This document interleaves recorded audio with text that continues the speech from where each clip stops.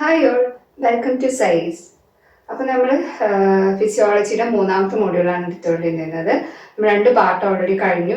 Last പാർട്ടാണ് ഇത്, മൂന്നാമത്തെ പാർട്ട്. നമ്മൾ എനിക്ക് കഴിഞ്ഞ ക്ലാസ്സിൽ ഡിസ്കസ് ചെയ്തിരുന്നത് നമ്മൾ എന്താ പറയുക, മെയിനായിട്ട് സെക്ഷൽ ഡിഫറൻസിയേഷൻ നോക്കി, അതേപോലെ sex differences in brain, perinatal hormones, important ആയിട്ടുള്ള പ്യൂബർട്ടി, അതുമായിട്ടുള്ള റിലേറ്റ് ചെയ്ത ഹോർമോൺസ്, ഇത്തരം കാര്യങ്ങളൊക്കെയാണ് മെയിനായിട്ട് നമ്മൾ കഴിഞ്ഞ ക്ലാസ്സിൽ എന്ത് ചെയ്ത് ഡിസ്കസ് ചെയ്തത്. നമ്മൾ ഈ ഒരു ക്ലാസ്സിൽ ഡിസ്കസ് ചെയ്യാൻ പോകുന്നത് effects of gonadal hormones on adult. അതായത് ഇപ്പൊ നമ്മൾ പറഞ്ഞ പ്യൂബർട്ടിയിൽ നമ്മുടെ ഗൊനാഡ്സ് റിലീസ് ചെയ്യുന്ന പ്രൈമറി സെക്സ് ഹോർമോൺസ് ഉണ്ടല്ലോ, ഈ ഹോർമോൺസിന്റെ ഇൻഫ്ലുവൻസ് അത് എങ്ങനെയൊക്കെ നമ്മുടെ സെക്ഷൽ ഡെവലപ്മെന്റിന് ഹെൽപ്പ് ചെയ്യുന്നു, ഇത്തരം കാര്യങ്ങൾ നമ്മൾ എന്ത് ചെയ്തു, ഓൾറെഡി ഡിസ്കസ് ചെയ്തു. ഇനി ഇതേ ഹോർമോൺസിന്റെ നമ്മൾ അഡൾട്ട് ആവുന്ന സമയത്തും നമ്മുടെ ബോഡിയിൽ എന്തുണ്ട് ചേഞ്ചസ് വരുത്താനും, അതേപോലെ പ്യൂബർട്ടിയിൽ നമുക്ക് ഉണ്ടായിരുന്ന ഒരു ബോഡി ചേഞ്ചസ് ഒക്കെ മെയിൻറ്റെയിൻ ചെയ്യാനും ഹെൽപ്പ് ചെയ്യുന്നുണ്ട്. ഓക്കെ, അപ്പൊ നമുക്ക് ഇനി അതിനെ പറ്റി ഡിസ്കസ് ചെയ്യാം. എഫക്ട്സ് ഓഫ് gonadal hormones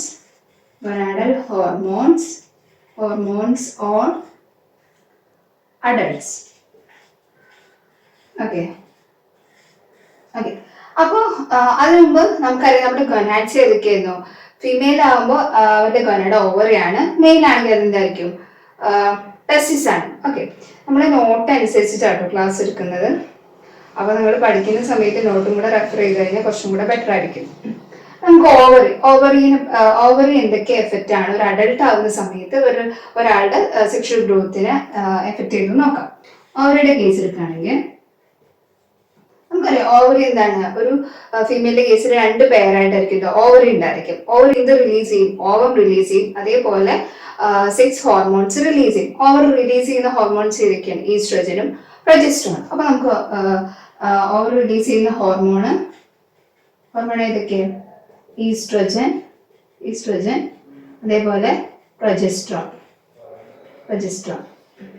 ഈ ഹോർമോൺസ് ഒക്കെ എന്താ ചെയ്യുക, നമ്മുടെ സെക്കൻഡറി സെക്ഷൽ ക്യാരക്ടറിസ്റ്റിക്സ് ഒക്കെ എന്ത് ചെയ്യും, മെയിൻറ്റെയിൻ ചെയ്യും. എന്തൊക്കെയായിരുന്നു, ബ്രസ്റ്റ് ഡെവലപ്പ് ചെയ്യുന്ന കാര്യങ്ങൾ, അതേപോലെ നമ്മുടെ മെൻസ്ട്രൽ സൈക്കിള്, ഇത്തരം കാര്യങ്ങളൊക്കെ ഈ ഹോർമോൺസ് ആണ് എന്ത് ചെയ്യുന്നത്, കൺട്രോൾ ചെയ്യുന്നത്, മെയിൻറ്റെയിൻ ചെയ്യുന്നത്, അതുപോലെ റെഗുലേറ്റ് ചെയ്യുന്നത്. ഓക്കെ, പിന്നെ അതേപോലെ ഒരു നമ്മൾ പ്രഗ്നന്റ് ഒക്കെ ആവുന്ന സമയത്ത് നമ്മുടെ മാമറി ഗ്ലാൻഡ്സിന് എന്ത് വേണം, മിൽക്ക് പ്രൊഡ്യൂസ് ചെയ്യാനുള്ള കഴിവ് വേണം. ഓക്കെ, അപ്പൊ ആ ഒരു പേഴ്സൺ നമ്മൾ വിളിക്കുന്ന പേര് ലാക്ടേഷൻ ആണ്. അപ്പൊ ഈ ഹോർമോൺസ് എന്തിനും കൂടെ ഹെൽപ്പ് ചെയ്യുന്നുണ്ട്, ലാക്ടേഷന് ഹെൽപ്പ് ചെയ്യുന്നുണ്ട്. ലാക്ടേഷൻ എന്ന് പറഞ്ഞൊരു എഫക്റ്റ് അഡൾട്ട് ഫീമെയിലിൽ എന്ത് ചെയ്യുന്നു, കൊണ്ടുവരുന്നുണ്ട്. പിന്നെ അതേപോലെ ഞാൻ പറഞ്ഞ സെക്കൻഡറി സെക്ഷൽ ക്യാരക്ടറിസ്റ്റിക്സ് ഉണ്ടാവുന്നുണ്ട്, അത് മെയിൻറ്റെയിൻ ചെയ്യുന്നു, മെൻസ്ട്രൽ സൈക്കിൾ കൺട്രോൾ ചെയ്യുന്നു, ഇത്തരം കാര്യങ്ങൾ.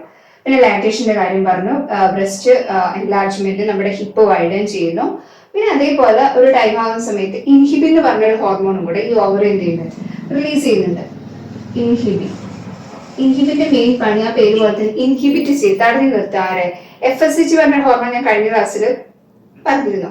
ആ FSHന്റെ ഒരു സെക്രീഷൻ, ആ ഒരു പ്രൊഡക്ഷന് ചില സമയത്ത് FSHന്റെ ആവശ്യമില്ല. അപ്പൊ ആ ഒരു സമയത്ത് FSH റിലീസ് ചെയ്യുമ്പോൾ അത് ഇൻഹിബിറ്റ് ചെയ്യാൻ വേണ്ടിയിട്ട് ഈ ഇൻഹിബിൻ പറഞ്ഞ ഹോർമോൺ ആര് റിലീസ് ചെയ്യും, ഓവർ റിലീസ് ചെയ്യും. ഓക്കെ, അപ്പൊ ഇത്രയും എഫക്റ്റുകളാണ് നമ്മുടെ ഫീമെയിൽ ഗൊനാഡ് ഒരു അഡൾട്ട് ആയിട്ടുള്ള ഫീമെയിലിൽ ചെയ്യുന്ന കാര്യങ്ങൾ. ഓക്കെ, ഇനി നമുക്ക് നോക്കാം മെയിലിന്റെ കേസിൽ ടെസ്റ്റിസ് ഉണ്ടല്ലോ. ടെസ്റ്റിസ് പ്രൊഡ്യൂസ് ചെയ്യുന്ന മെയിൻ ഹോർമോൺ ഏതാ, ടെസ്റ്റോസ്റ്റിറോൺ. അതിനു മുമ്പ് ഒരു കാര്യം കൂടെ പറയാൻ പറ്റും. പ്രഗ്നന്റ് ആവുന്ന സമയത്ത് നമ്മുടെ പ്ലാസന്റ എന്ന് പറഞ്ഞ സ്ട്രക്ചർ ഉണ്ടായിരിക്കും, യൂട്രസിൽ. ആ ഒരു സ്ട്രക്ചറും അതേപോലെ നമ്മുടെ ഓവറിൽ വേറൊരു ഹോർമോൺ കൂടെ റിലീസ് ചെയ്യുന്നുണ്ട്, അതിന്റെ പേരാണ് റിലാക്സിൻ. അത് നമ്മുടെ പ്രഗ്നൻസി മെയിൻറ്റെയിൻ ചെയ്യാനും അതിന്റെ ഗ്രോത്തും കാര്യങ്ങളും ഹെൽപ്പ് ചെയ്യുന്നതാണ് ഇത് റിലാക്സിൻ എന്ന് പറഞ്ഞ ഹോർമോൺ. അപ്പൊ ഇത്രയും കാര്യങ്ങളാണ് ഇതിൽ നമ്മുടെ ഗൊനാഡ്സിന്റെ ഇൻഫ്ലുവൻസ് ഒരു അഡൾട്ട് ഫീമെയിൽ ഉണ്ടാകുന്നത്. ഓക്കെ, ഇനി ടെസ്റ്റിസിന്റെ ഇൻഫ്ലുവൻസ് പറയുമ്പോൾ ടെസ്റ്റിസ് മെയിൻ ആയിട്ട് എന്ത് റിലീസ് ചെയ്യും, ടെസ്റ്റോസ്റ്റെറോൺ ഹോർമോൺ റിലീസ് ചെയ്യും. പിന്നെ ടെസ്റ്റിസിൽ മെയിൻ ആയിട്ട് നടക്കുന്ന ഒരു ഇവന്റ് എന്താ, സ്പേം പ്രൊഡക്ഷൻ. പിന്നെ ഈ ടെസ്റ്റോസ്റ്റിറോണിന്റെ പണി എന്താ, മറ്റടുത്ത് ഫീമെയിൽ സെക്സ് ഹോർമോൺ എന്താ ചെയ്യുന്നത്, അവരുടെ സെക്ഷൽ സെക്കൻഡറി ക്യാരക്ടറിസ്റ്റിക്സിനെ സപ്പോർട്ട് ചെയ്യുന്നു, മെയിൻറ്റെയിൻ ചെയ്യുന്നെങ്കിൽ ഇവിടെ ടെസ്റ്റോസ്റ്റിറോൺ എന്താ ചെയ്യുന്നത്, അതേപോലെ മെയിലിന്റെ സെക്കൻഡറി സെക്ഷൽ ക്യാരക്ടറിസ്റ്റിക്സ്, താടി വളരെ, അതേപോലെ വോയിസ് ഡീപ്പൻ ചെയ്ത്, അതേപോലെ മസ്കുലിനേറ്റ്, ഇത്രയും കാര്യങ്ങളൊക്കെ നമ്മൾ പഠിച്ചിട്ടുണ്ട്. മെയിലിന്റെ സെക്കൻഡറി എന്താണ്, സെക്ഷൽ ക്യാരക്ടറിസ്റ്റിക് ഇതൊക്കെ മെയിൻറ്റെയിൻ ചെയ്യുന്നത് ആരുടെ ഹെൽപ്പോട് കൂടിയിട്ടാണ്? ടെസ്റ്റോസ്റ്റിറോൺ ഹോർമോണിന്റെ റിലീസോട് കൂടിയിട്ടാണ്. ഇവിടെ നമുക്ക് മെൻസ്ട്രൽ സൈക്കിൾ മെയിൻറ്റെയിൻ ചെയ്യുന്ന കാര്യം കൂടെ എഴുതാം കേട്ടോ. മെൻസ്ട്രേഷൻ ഇതൊക്കെ ഇതൊക്കെ മെയിൻറ്റെയിൻ ചെയ്യുന്നുണ്ട് ഈ ഹോർമോൺ. ഓക്കെ, പിന്നെ സ്പേം പ്രൊഡക്ഷൻ ഉണ്ട്.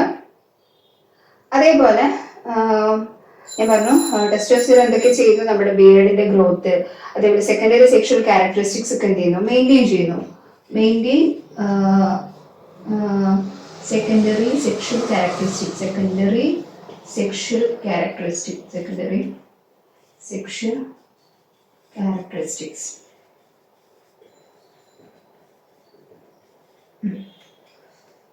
അതുപോലെ നമ്മളിപ്പോ ഫീമെയിൽ കേസിൽ പറഞ്ഞ ഒരു ഇൻഹിബിൻ എന്ന് പറഞ്ഞൊരു ഹോർമോൺ കൂടെ റിലീസ് ചെയ്യുന്നുണ്ട്. സെയിം കാര്യം ആരും ചെയ്യുന്നുണ്ട്, ടെസ്റ്റിസും ചെയ്യുന്നുണ്ട്. ഇൻഹിബിൻ എന്ന് പറഞ്ഞൊരു ഹോർമോൺ റിലീസ് ചെയ്യുന്നുണ്ട്. റിലീസ് ഇൻഹിബിൻ അല്ലെങ്കിൽ സെക്രീറ്റ് പ്രൊഡ്യൂസ് ചെയ്യുന്നു എന്ന് പറയാം. എന്താ ഇൻഹിബിന്റെ പണി? FSH പറഞ്ഞ ഹോർമോൺ എന്ത് ചെയ്യാം? തടഞ്ഞു നിർത്തുക. അതിന്റെ സെക്രീഷൻ എന്ത് ചെയ്യുക? ഇൻഹിബിറ്റ് ചെയ്യുക. ഓക്കെ, അപ്പൊ ഇത്രയും എഫക്ട്സ് ആണ് ഗൊനാഡൽ ഹോർമോൺസ് ഒരു അഡൾട്ട് ലൈഫ് ആവുന്ന സമയത്ത് ഉണ്ടാക്കുന്ന കാര്യങ്ങൾ. ഓക്കെ, അപ്പൊ ഓവറുടെ കാര്യം പറഞ്ഞു, ടെസ്റ്റിസിന്റെ കാര്യം പറഞ്ഞു. ഇതാണ് നമ്മുടെ മെയിൻ ആയിട്ടുള്ള ഫീമെയിലും മെയിലായിട്ടുള്ള എന്ത് ഗൊനാഡ്സ്. അവരുടെ എഫക്ട് അഡൾട്ട് ലൈഫിൽ എന്തൊക്കെയാന്ന് പറഞ്ഞു. കഴിഞ്ഞ ദിവസം പ്യൂബർട്ടി എത്തുന്ന സമയത്ത് ഉണ്ടാകുന്ന കാര്യങ്ങളാണ് പറഞ്ഞത്. ഓക്കെ,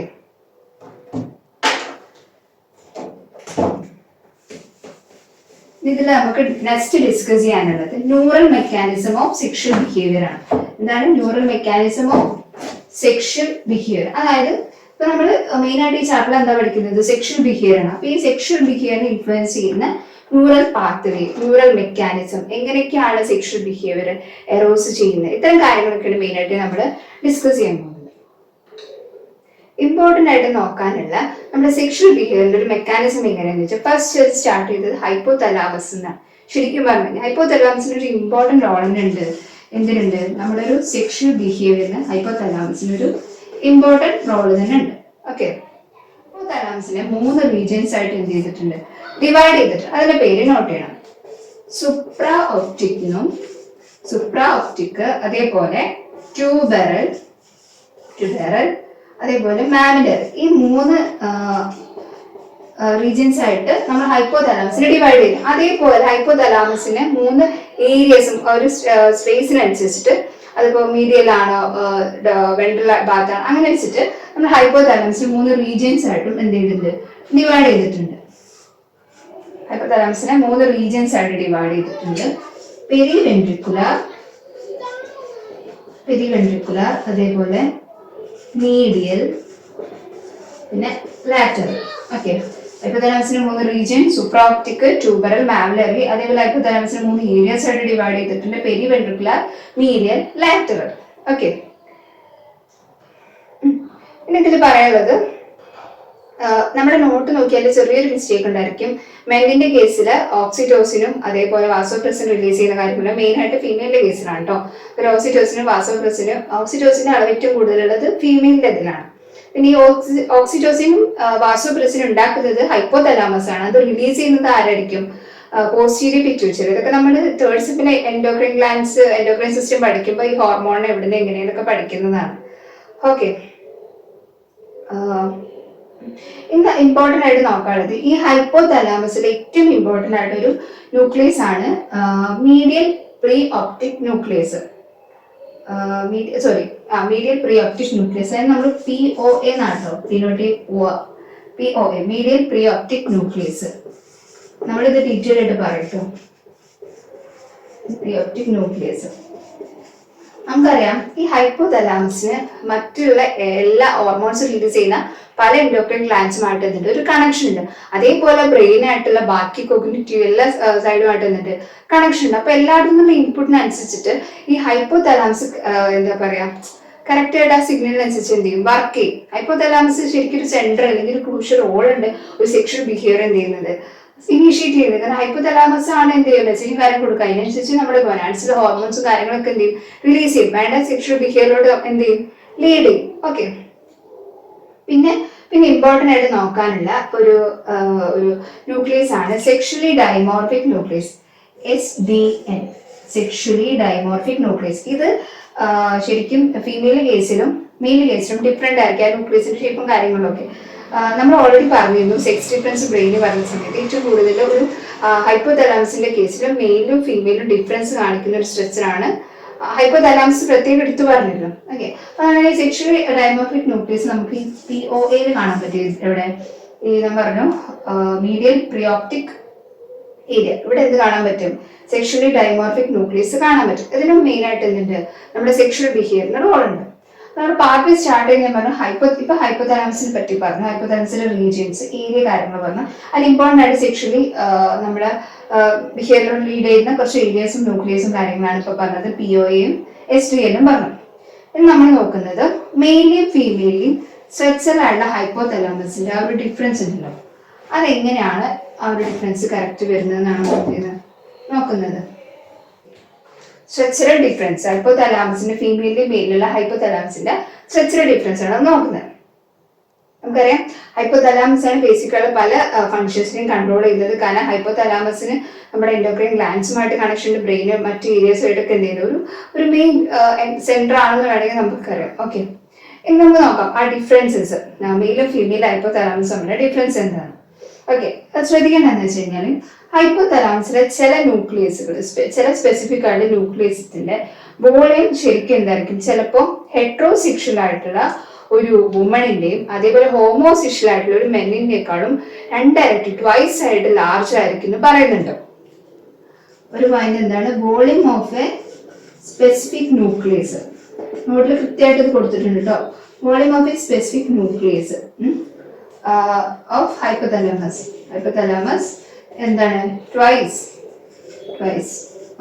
ഇതിനേക്കാൾ ഒരു ഹെട്രോസെക്ഷൽ ആയിട്ടുള്ള ഒരു മെന്നിനേക്കാളും ഹെട്രോസെക്ഷൽ ആയിട്ടുള്ള ഒരു വുമണും അതേപോലെ ഹോമോ ആയിട്ടുള്ള ഒരു മെന്നിനേക്കാളും ലാർജ് ആയിരിക്കും. 2 ഇരട്ടി ചില ന്യൂക്ലിയസിന്റെ വലിപ്പം ഉണ്ടെന്നാണ്, വോളിയം ഉണ്ടെന്നാണ് പറയുന്നത്. ഓക്കെ, പിന്നെ ഇതിൽ പറയുന്നത് ഞാൻ പറഞ്ഞു ഓൾറെഡി നമ്മുടെ മീഡിയൽ പ്രീ ഒപ്റ്റിക് ഏരിയനെ പറ്റി പറഞ്ഞു. ഈ പ്രീ ഒപ്റ്റിക് ഏരിയ അതാണ് മേറ്റിംഗ് ബിഹേവിയർ ഒക്കെ എന്ത് ചെയ്യുന്നത്? റെഗുലേറ്റ് ചെയ്യുന്നത്, കൺട്രോൾ ചെയ്യുന്നത്. മേറ്റിംഗ് ബിഹേവിയർ ഇന്റർപോസ് ചെയ്യാനുള്ള ആ ഒരു ടെൻഡൻസി കാര്യങ്ങൾ നമ്മുടെ സെക്ഷൽ ബിഹേവിയർ അത് ചെയ്യാനുള്ള ഒരു ഇതുണ്ടല്ലോ. അപ്പൊ ആ ഒരു മേറ്റിംഗ് ബിഹേവിയറിനെ റെഗുലേറ്റ് ചെയ്യുന്നത് പ്രീ ഒപ്റ്റിക് ഏരിയ ആണ്. അത് എടുത്തു വെച്ച് നോക്കാൻ തന്നെ ഏകദേശം 2.2 ടൈംസ് ലാർജർ ആയിരിക്കുന്നത് മെന്നിന്. വുമണിനെ വെച്ച് നോക്കുമ്പോൾ അതിലെ സെൽസും കാര്യങ്ങളും പ്രീ ഒപ്റ്റിക് ഏരിയയുടെ ഒരു ഇതെന്ന് പറയുന്നത് എന്തായിരിക്കും? 2.2 ടൈംസ് ലാർജ് ആണെന്ത്? Preoptic area of men than women. നമ്മൾ ഫസ്റ്റ് എന്താ പറഞ്ഞത്? ചില ന്യൂക്ലിയസിന്റെ ട്വൈസ് ആയിരിക്കും. അതേപോലെ പ്രീ ഒപ്റ്റിക് ഏരിയ എന്തായിരിക്കും? വുമണിനേക്കാളും 2.2 ടൈംസ് എന്തായിരിക്കും? ലാർജ് ആയിരിക്കും. ഈ പ്രീ ഒപ്റ്റിക് ഏരിയ ആണ് മീറ്റിംഗ് ബിഹേവിയർ ഒക്കെ എന്ത് ചെയ്യുന്നത്? ലീഡ് ചെയ്യുന്ന ഒരു റെഗുലേറ്റ് ചെയ്യുന്ന ഒരു ഏരിയ. ഓക്കെ, പിന്നെ അതേപോലെ ഈ ഒരു ലാർജ് സൈസ് ഉണ്ടല്ലോ പ്രീ ഒപ്റ്റിക് ഏരിയയുടെ ആ ഒരു ലാർജ് സൈസിനെ ഡിപ്പെൻഡ് ചെയ്തിരിക്കുന്നത് മെയിൽ സെക്സ് ഹോർമോൺ ആണ്, androgen. Male sex hormone testosterone. ഈ ടെസ്റ്റോസ്റ്റെറോൺ ഏറ്റവും കൂടുതൽ റിലീസ് ചെയ്യുന്നത് നമുക്കറിയാം വുമണിനേക്കാളും വുമണിനേക്കാളും മെയിലായിരിക്കും അല്ലെ. അപ്പൊ ഈ മെയില് അത് എത്രത്തോളം റിലീസ് ചെയ്യുന്നു അതിനെ ഡിപ്പെൻഡ് ചെയ്തിരിക്കും ഇതിന്റെ വളർച്ചയും കാര്യങ്ങളും. അപ്പൊ അത് അവരിലാണ് ഏറ്റവും കൂടുതൽ ഉള്ളതുകൊണ്ട് തന്നെ ഇതിന്റെ ഒരു ഗ്രോത്ത് സ്വാഭാവികമായിട്ട് എന്തായിരിക്കും? വലുത് തന്നെ ആയിരിക്കും. ഓക്കെ, പിന്നെ നമുക്ക് ഏകദേശം ഒരു 4 വയസ്സ് വരെ ഇപ്പൊ ഒരു ആൺകുട്ടിയുടെയും പെൺകുട്ടിയുടെ 4 വയസ്സുള്ള ഒരു കുട്ടിയുടെ ഹൈപ്പോതലാമസിലുള്ള ഈ പറഞ്ഞ ഏരിയസ് ഒക്കെ നോക്കും നമുക്ക് ഏകദേശം സെയിം തന്നെ ആയിരിക്കും. വലിയ ഡിഫറൻസ് ഒന്നും നമുക്ക് എന്ത് ചെയ്യാം മനസ്സിലാക്കാൻ പറ്റും. പക്ഷെ ഒരു 4 ഇയേഴ്സിന് ശേഷമായിരിക്കും നമ്മുടെ ഒരു ഗ്രോത്തും കാര്യങ്ങളും പതുക്കെ വരുന്നല്ലോ. അപ്പൊ ആ ഒരു ടൈമിലായിരിക്കും ഈ ഒരു സൈസ് ഡിഫറൻസ് ശരിക്കും മെന്നിന്റെ വുമണിന്റെ കേസിൽ എന്ത് ചെയ്യാം കറക്റ്റ് ആയിട്ട് നമുക്കത് വിസിബിൾ ആകും. ഇനി അതേപോലെ ഇതിൽ പറയുന്നത് ഈ ഈസ്ട്രോജൻ റിസപ്റ്റേഴ്സ്. ഈസ്ട്രോജൻ പറഞ്ഞ ഹോർമോണെ റിസീവ് ചെയ്യുന്ന റിസപ്റ്റേഴ്സ് ഉണ്ടായിരിക്കുമല്ലോ. ഈ റിസപ്റ്റേഴ്സിന്റെ കേസിലും എന്തുണ്ടാവും? ഡിഫറൻസ് മെയിലും ഫീമെയിലും എന്തുണ്ട്? ഡിഫറൻസ് ഉണ്ടെന്നാണ് പറയുന്നത്. വേറെ സ്റ്റുഡൻസ് പിന്നെ മാമിലറി ബോഡി കോംപ്ലക്സ് എന്ന് പറഞ്ഞൊരു സംഭവം ഉണ്ട്. അത് ഈ ബ്രെയിനിലുള്ള ഒരു പോർഷനാണ്. ബ്രെയിൻ ബേസ് പോർഷനിലൊക്കെ കാണുന്ന ഒരു സംഭവമാണ് മാമിലറി ബോഡി കോംപ്ലക്സ്. ഇത് എന്ത് ചെയ്യുന്നുണ്ട്? ഹിപ്പോ ക്യാമ്പസിൽ നിന്ന് ഇൻപുട്ട് സിഗ്നൽസ് റിസീവ് ചെയ്യുന്നുണ്ട് ഫ്രോണിക്സ് പറഞ്ഞൊരു റീജിയനിലൂടെ. ഓക്കെ, ഇതും 2 സെക്സിലും ഡിഫറൻസ് ഉണ്ടെന്നാണ് പറയുന്നത്. എന്താണ്? മാമിലറി ബോഡി കോംപ്ലക്സിന്റെ ഈ ഇൻപുട്ട് സ്വീകരിക്കലുണ്ടല്ലോ മാമിലറി ബോഡി കോംപ്ലക്സ്, അതൊരു പാർട്ടാണ് കേട്ടോ ബ്രെയിനില്. ഈ ഒരു പാർട്ട് ഫ്രോണിക്സ് വഴി ഹിപ്പോ ക്യാമ്പസിൽ നിന്ന് മെസ്സേജസ് റിസീവ് ചെയ്യുന്നുണ്ട്. ഇത് രണ്ട് സെക്സസിലും ഡിഫറൻസ് ആണ്. ഞാൻ പറഞ്ഞ 4 കാര്യങ്ങളിൽ എന്തുണ്ട് ഡിഫറൻസ് ഞാൻ പറഞ്ഞു, ഫീമെയിലും മെയിലും കേസിലും. പിന്നെ ഇനി അടുത്ത് പറയാനുള്ളത് ഓക്കെ പിന്നെ അതേപോലെ ഈ STN നേരത്തെ പറഞ്ഞ സംഭവം ഉണ്ട്, ഇത് sexual dimorphic nucleus of preoptic area.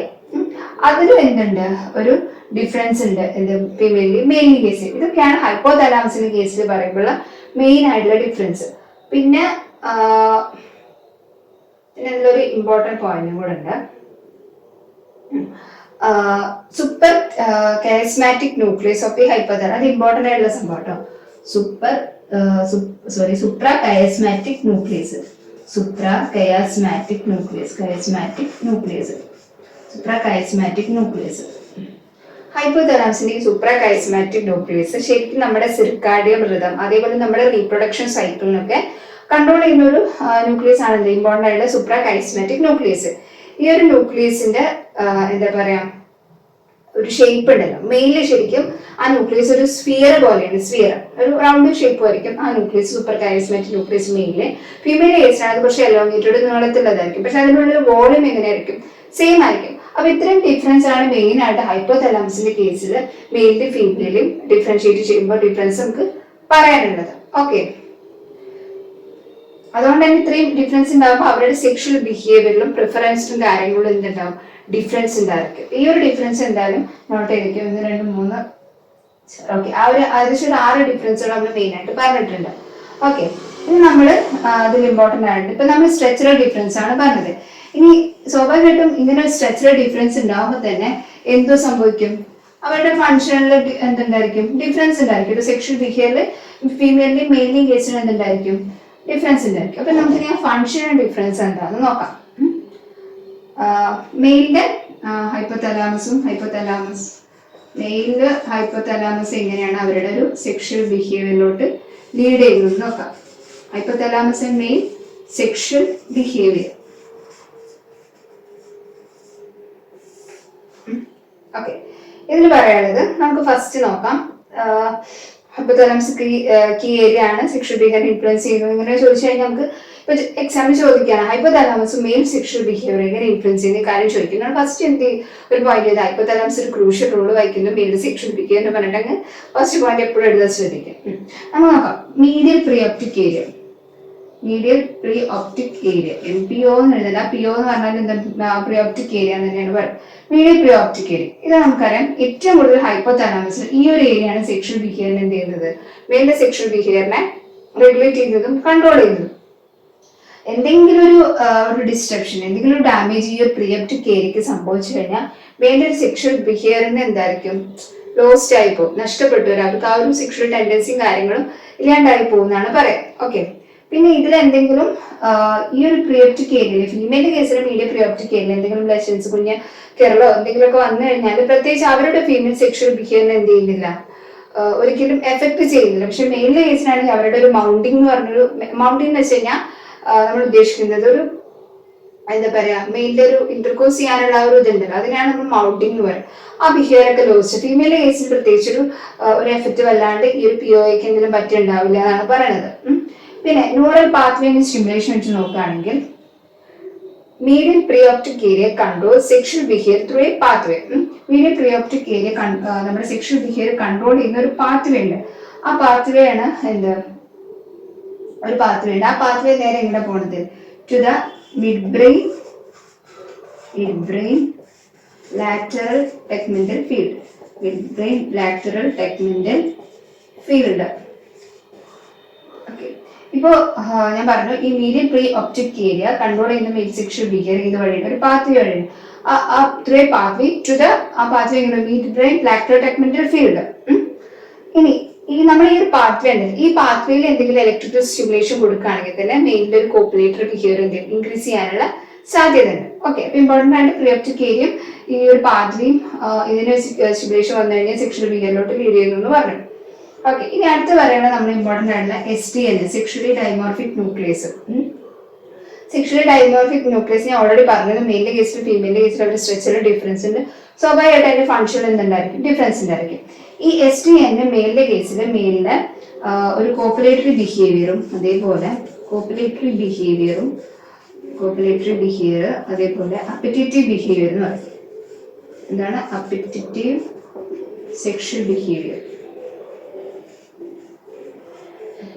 ഈ കോപ്പുലേറ്ററി എന്ന് പറഞ്ഞു കഴിഞ്ഞാൽ നമ്മൾ ഇന്റർകോഴ്സ് ചെയ്യാനുള്ള ആ ഒരു ബിഹേവിയർ. അപ്പറ്റേറ്റീവ് എന്ന് പറഞ്ഞു കഴിഞ്ഞാൽ ജസ്റ്റ് നമുക്ക് ഒരു റൊമാൻറ്റിക് ആയിട്ടുള്ള അല്ലെങ്കിൽ സെക്ഷൽ അട്രാക്ഷൻ, വലിയ രീതിക്ക് ഇന്റർകോഴ്സ് അല്ലാത്ത രീതിക്കുള്ള സെക്ഷൽ ബിഹേവിയേഴ്സ് ഒക്കെ, അതാണ് ഈ അപ്പറ്റേറ്റീവ് സെക്ഷൽ ബിഹേവിയർ കൊണ്ട് ഉദ്ദേശിക്കുന്നത്. ഇപ്പൊ ഈ രണ്ട് കാര്യങ്ങളും മെയിൻ ആയിട്ട് കൺട്രോൾ ചെയ്യുന്നത് STN ആണ്. ഇത് ഹൈപ്പോതലാമസിന്റെ STN ആണ് മെയിലിന്റെ കേസ്. ഓക്കെ, രണ്ട് കാര്യങ്ങളും എന്ത് ചെയ്യുന്നുണ്ട്, ഇതാക്കുന്നത്. ഇനി ഇതിനെന്തെങ്കിലും ഈ STN എന്തെങ്കിലും ഡിസ്ട്രക്ഷനോ ലൈഷനോ എന്തെങ്കിലും സംഭവിച്ചു കഴിഞ്ഞാൽ എന്താവും, മെയിൻലി കോപ്പറേറ്റീവ് ബിഹേവിയർ ഒക്കെ എന്തെങ്കിലും അതിനൊക്കെ ബുദ്ധിമുട്ടാണ്. ഇതൊക്കെ നമ്മൾ ഇങ്ങനെ കണ്ടെത്തിയെന്ന് വെച്ചാൽ ഇപ്പൊ റാറ്റ്സിലും മറ്റുള്ള മാമൽസ് ജീവികളിലൊക്കെ എന്ത് ചെയ്യും, ഇവർ ഈ ഒരു ചില ഏരിയാസ് ഒക്കെ സ്റ്റിമുലേറ്റ് ചെയ്യിപ്പിക്കും, ചില ഏരിയാസ് ഡിസ്ട്രപ്ഷൻ ചെയ്യിപ്പിക്കുന്ന സമയത്ത് മനസ്സിലാവും അവരുടെ കോപ്പറേറ്റീവ് ബിഹേവിയറിലൊക്കെ എന്ത് ചെയ്യുന്നത്, ചേഞ്ചസ് വന്നിട്ടുണ്ടെന്ന്. ഓക്കെ, ഇങ്ങനെയാണ് ഈ സ്റ്റഡീസ് ഒക്കെ കണ്ടെത്തിയിട്ട് നമുക്ക് മനസ്സിലായത് ഇങ്ങനെയൊക്കെ ഫങ്ഷൻസ് ഉണ്ടെന്ന്. പിന്നെ അടുത്തത് aromatization hormonal influence. Aromatization hormonal influence, അതായത് ഒരു നമുക്കറിയാം ബേർഡ്സിന്റെ കേസിൽ മെയിൽ കോപ്പുലേറ്ററി ബിഹേവിയർ ഉണ്ടാവണമെങ്കിൽ ടെസ്റ്റോസ്റ്റിറോൺ എന്താവണം, ടെസ്റ്റോസ്റ്റിറോൺ ഈസ്ട്രജൻ ആയിട്ട് മാറണം. സാധാരണ ഈസ്ട്രജൻ ഫീമെയിലിന്റെ ഹോർമോണിന്റെ പറയാം. ബേർഡ്സിന്റെ കേസിൽ മെയിലിന്റെ കേസിൽ ടെസ്റ്റോസ്റ്റിറോൺ ഈസ്ട്രജൻ ആയിട്ട് മാറുന്ന സമയത്താണ് അവരുടെ കോപ്പുലേറ്ററി ബിഹേവിയർ ഇൻക്രീസ് ആവുക എന്നാണ് പറയുന്നത്. അപ്പൊ ആരമറ്റൈസേഷനും ഹോർമോണൽ ഇൻഫ്ലുവൻസും മെയിലിന്റെ കേസിലുള്ള ആ ഒരു കാര്യം നോട്ട് ചെയ്യാം. പിന്നെ അതിൽ പറയുന്നത് അതായത് ഇത് എത്രത്തോളം ഇങ്ങനെ ചേഞ്ച് ആവുന്നു, അത് എന്തിനു കോറിലേറ്റഡ് ആണെന്ന് പറയുന്നത്. ഇത് ചേഞ്ച് ആവുന്നതിനനുസരിച്ച് മെയിൽ കോപ്പുലേറ്ററി ബിഹേവിയർ ബേർഡ്സിന്റെ കേസിൽ ഇൻക്രീസ് ചെയ്യുന്നതാണ് പറയുന്നത്. ഓക്കെ, പിന്നെ ഇതിൽ പറയുന്നത് ഓവിയൻ സ്റ്റഡീസ് ആൻഡ് ഫങ്ഷണൽ ഡൈമോർഫിസം എന്ന് പറയുന്നുണ്ട്. അതായത് ഓവിയൻ സ്റ്റഡീസ് ഉദ്ദേശിക്കുന്നത് ഈ ഒരു സെക്ഷൽ ഡൈമോർഫിക് ആയിട്ടുള്ള ന്യൂക്ലിയസ് ഞാൻ പറഞ്ഞു, ഫീമെയിൽ കേസിലും മെയിലിന്റെ കേസിലും എന്താണ് ഡിഫറെന്റ്. അപ്പൊ അതുകൊണ്ട് തന്നെ അതിന്റെ ഒരു ഫംഗ്ഷൻ ഡിഫറെന്റ് ആണ്. നമ്മുടെ ഒരു പ്രിഫറൻസ് എന്തായിരിക്കും, ഡിഫറൻസ് ആയിരിക്കും. മെയിലിന്റെ കേസിലുള്ളതും ഫീമെയിലിന്റെ കേസിലുള്ള ഒരു സെക്ഷൽ പ്രിഫറൻസിലുള്ള എന്തെങ്കിലും ഡിഫറൻസ് വരും. ഓക്കെ, അതാണ് ഒബ്വിയൻ സ്റ്റഡീസ് ആൻഡ് ഫങ്ഷൻ ഡൈമോർഫിസം. രണ്ടും രണ്ട് രീതിക്ക് ഒരു ഡിഫറൻസ് കാണിക്കുന്ന എന്നാണ് ഡൈമോർഫിസം കൊണ്ട് ഉദ്ദേശിക്കുന്നത്. ഇനി ഈസ്ട്രോജനും പ്രൊജസ്ട്രോണിന്റെ ഇൻഫ്ലുവൻസ്. ഹൈപ്പോതലാമിക് ന്യൂറോൺസിൽ ഈ ഈസ്ട്രോജനും പ്രൊജസ്ട്രോൺ എന്തിനുള്ള റോളുണ്ട്, മെയിൽ സെക്ഷൽ ബിഹേവിയറിന് എന്തുണ്ട്, ഇൻഫ്ലുവൻസ് ഉണ്ട് ശരിക്കും. ഓക്കെ, അതേപോലെ ഈ ഒരു ഹോർമോൺസ് ഉണ്ടല്ലോ, ഇപ്പൊ പ്രൊജസ്ട്രോണും ഈസ്ട്രോജനും, ഇത് എന്ത് ചെയ്യുന്നുണ്ട്, ജീനിന്റെ ട്രാൻസ്ക്രിപ്ഷനും പ്രോട്ടീന്റെ സിന്തസിസിനും ഒക്കെ എന്ത് ചെയ്യുന്നുണ്ട്, ഹെൽപ്പ് ചെയ്യുന്നുണ്ട്.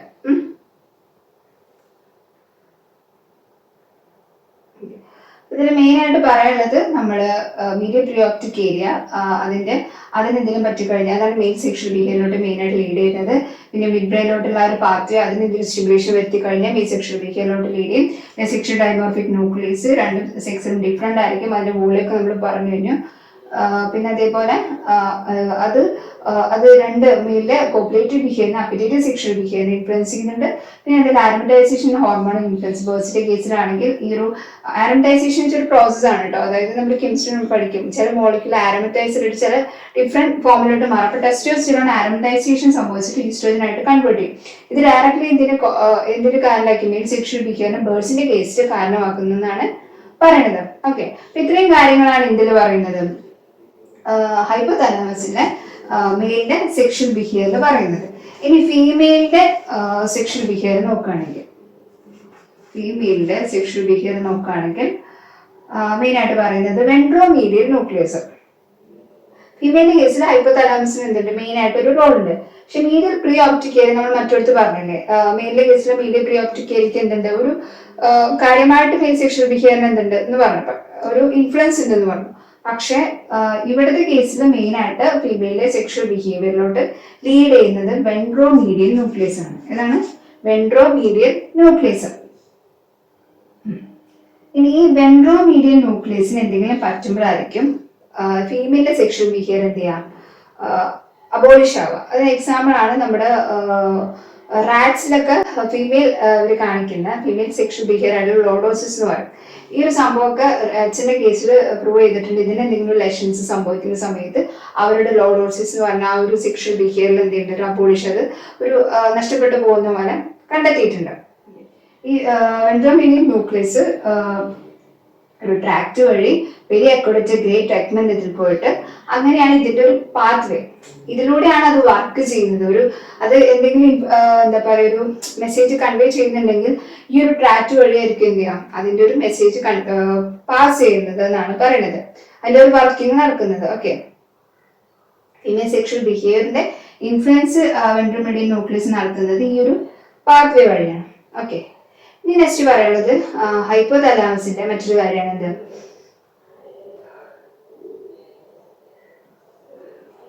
ഞാൻ പറഞ്ഞു മീഡിയൽ പ്രീ ഓപ്റ്റിക് ഏരിയക്ക് മെയിലിൽ അത്ര ഇൻഫ്ലുവൻസ് ഇല്ലെങ്കിലും മീഡിയൽ പ്രീ ഓപ്റ്റിക് ഏരിയക്ക് എന്തുണ്ട്, ഈ ഒരു നമ്മുടെ ഫീമെയിലിന്റെ കേസിൽ ചെറിയൊരു ഇൻഫ്ലുവൻസ് ഉണ്ട് സെക്ഷൽ ബിഹേവിയറിലോട്ട്.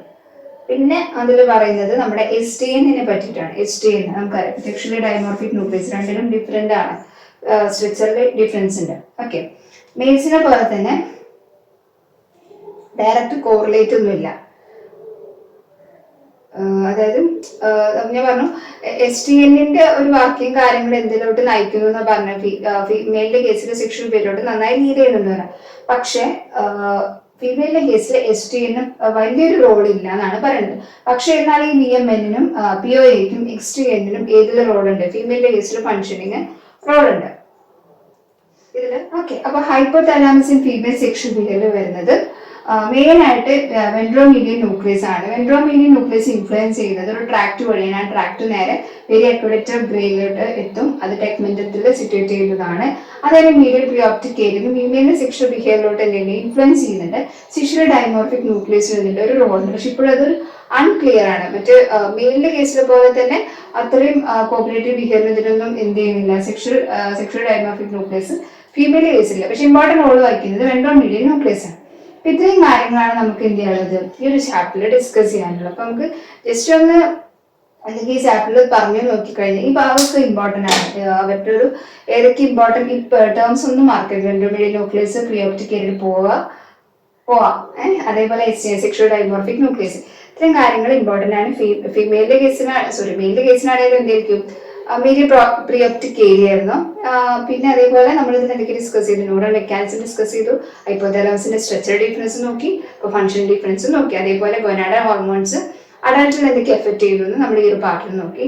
അതോടുകൂടി നമ്മുടെ ഈ ഒരു ഫിസിയോളജിയിലെ തേർഡ് മൊഡ്യൂളായിട്ടുള്ള physiologic basis of sexual behaviour complete ആയിട്ടുണ്ട്. അപ്പൊ എല്ലാവരും നല്ല രീതിക്ക് തന്നെ പഠിക്കാൻ ശ്രമിക്കുക. ടേംസ് ഒന്നും ആക്കരുത്, കൃത്യമായിട്ടത് ഒരു ക്വസ്റ്റ്യൻ വരുമ്പോൾ പോലും വിടരുത്. കുറച്ചും ഡീറ്റെയിൽ ആയിട്ട് ഞാൻ പോയിന്റ് ആയിട്ട് കൃത്യമായിട്ട് പറഞ്ഞു നിൽക്കണം. ഡീറ്റെയിൽ ആയിട്ട് നോട്ട്സ് നന്നായി വായിക്കണം. അതിനനുസരിച്ചിട്ട് ചുരുക്കി എഴുതാനും അതേപോലെ വൈഡായിട്ട് എഴുതാനും നിങ്ങൾ പഠിക്കണം. Okay, thank you.